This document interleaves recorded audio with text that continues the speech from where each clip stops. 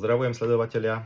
Dneska taká téma pre vás trošku zo sieťového marketingu, pretože veľa z vás, keď s vami rozprávam, tak v podstate každý by chcel uspieť čo najskôr. Každý by chcel vedieť všetky zručnosti, aby proste zaregistroval v podstate každého na prvý pokus. A potom, keď sa to nedarí úplne podľa ich predstav a pokiaľ človek neúspeje behom 3, 4, možno 5 mesiacov, niekedy je to pol roka, tak mi hovorí, že sa na to asi nehodí, že nie je tým správnym človekom a nevie, či by ho to do budúcna, dokonca potom povie, že ho to aj nebaví. Ale priatelia, mám pre vás dneska v takom naozaj krátkom videu taký menší odkaz. Uvedomte si, že na to, aby bol človek dobrý v nejakom obore, sa hovorí, že musí odpracovať minimálne 10 000 hodín a vtedy môžeme povedať, že ten človek v tom danom obore je naozaj dobrý. Toto vravia nejaké štatistiky a keď si uvedomím, koľko hodín odpracuje bežný človek v sieťovom marketingu, ktorý to robí popri práci, koľko odpracuje za pol roka, tak keď počítam nahlas teraz, a som si to nepripravoval, tak keď má 3-4 stretnutia za týždeň, tak môžem povedať, že naozaj začína dobre. A keď zoberiem, že 56 týždňov má rok a keď tak zoberiem, že to je polovica, nech 30 týždňov, aby sa lepšie počítalo, tak niekto má tých 120 stretnutí max za pol roka a to je, nech to preženiem 150 hodín, alebo keby odrobil aj 200 hodín. V podstate, a k tomu by sa ešte aj 100 hodín školil, tak priateľa stále je to len 300 hodín z 10 000. Je to naozaj veľmi málo a je veľmi škoda, ak človek vyhodnocuje po tak krátkom čase, že sa na to nehodí a potom mu utečie najväčšia príležitosť, ktorú má. Uvedomte si, aká je vaša profesia. Keď som chcel byť lekár, tak potrebujete vychodiť gymnázium, dobre, to chodí každý, ale potom je 6 rokov školy, podotýkam 6 rokov, tak máte ešte ďalších 5 rokov, ktorých strávite v nemocnici, kým nemáte atestáciu a až tak ste v podstate, dá sa povedať, naozaj samostatný lekár a v podstate to trvalo 6 plus 5, to je 11 rokov života a to ešte stále po 11 rokoch života ten človek neznamená, že má obrovský úspech. Hej. Keď zoberete zdravotná sestra, tak taktiež potrebovala vychodiť strednú zdravotnú školu, predpokladám, alebo nejaké kurzy.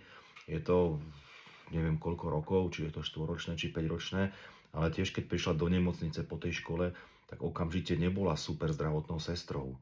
To samé učitelia, hej, museli 5 rokov študovať, potom ešte si rôzne kredity riešia, chodia po rôznych seminároch, učia sa ďalšie veci a keď tak vezmete, priatelia, tak naozaj na to, aby sa stal dobrým učiteľom, tiež musí mať 5 rokov vysokej školy plus aj nejakú prax, čiže možno, že 8, 10, 12, 15 rokov. A sieťovom marketingu mi poviete, že po pol roku, a robil som to len tak na okraj, na part-time, ako sa povie, v podstate, že sa na to nehodíte a že to asi nie je pre vás. Takže pokiaľ si to niekedy budete chcieť vysloviť pred svojím sponzorom, tak skúste nad tým tak porozmýšľať k tomu, čo som vám teraz povedal.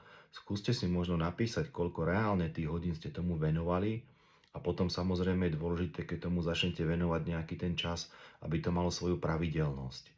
Pretože ak zaregistrujem jedného človeka alebo 5 ľudí, potom si dám slabší mesiac a mesiac to veľmi neriešim, alebo 2 mesiace to neriešim, alebo ešte poviem inak, 3 mesiace som pracoval, potom som mal troška povinnosti, viacej doma, viacej v práci, tak v podstate som LR dal nabok, teda, alebo proste firmu, ktorú robíte a potom zase sa k tomu vrátim a zase ako keby ste začínali odznova, priatelia. Takže rátajte si čas, v podstate ten, ktorý pracujete súvislo, systematicky a disciplinovane. Hej. To znamená, že sa tomu naozaj venujem každý deň aspoň chvíľočku, aspoň hodinku alebo 2 hodinky, alebo naozaj možno jeden nejaký deň v týždni vynechám, ale pokiaľ v týždni viem vynechať 4-5 dní ako nič, tak v podstate sa nebavme o tom, že sme vôbec začali robiť sieťový marketing. A to je naozaj veľmi dôležitá záležitosť. A málo kto si to takto nejakým spôsobom vie vysvetliť a povedať. Ľahšie je potom povedať, keďže to väčšinou robíme na úkor voľného času, že prakticky investoval som tomu pol roka voľného času, pritom není to úplne pravda. Nikam som sa neposunul, asi to pre mňa nie je a táto príležitosť vám, priatelia, potom ujde. A potom človek ďalšiu príležitosť dostať nemusí a čo sa stane je to, že sa stane čakateľom na dôchodok, ktorý bohužiaľ, keď zoberiem môj vek, tak o nejakých 22 rokov by som mal ísť do dôchodku. A potom, čo tu počujem a vidím, tak v podstate neviem, či vôbec bude mať kto prispievať na ten môj dôchodok a aký by bol. Hej. Takže veľmi doporučujem sa nad tým zamyslieť, pretože pol roka, ani rok, ani 2 roky, ani 3 roky v živote človeka popri práci, že sa človek niečomu venuje, nič veľkého neznamená.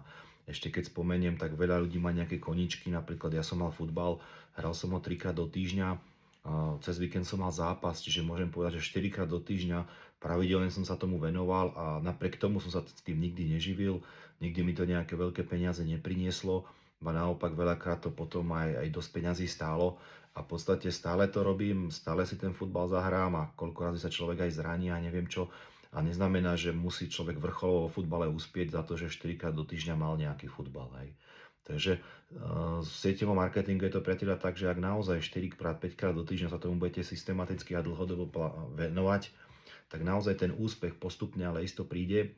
Potom si uvedomíte, že tie peniaze prišli, že máte pomaly to, čo v práci a človek by sa mal potom rozhodnúť a prijať nejaké opatrenia a potom dať do toho plný plyn a jednoducho ísť na plné pecky a zmeniť si, priateľia, život.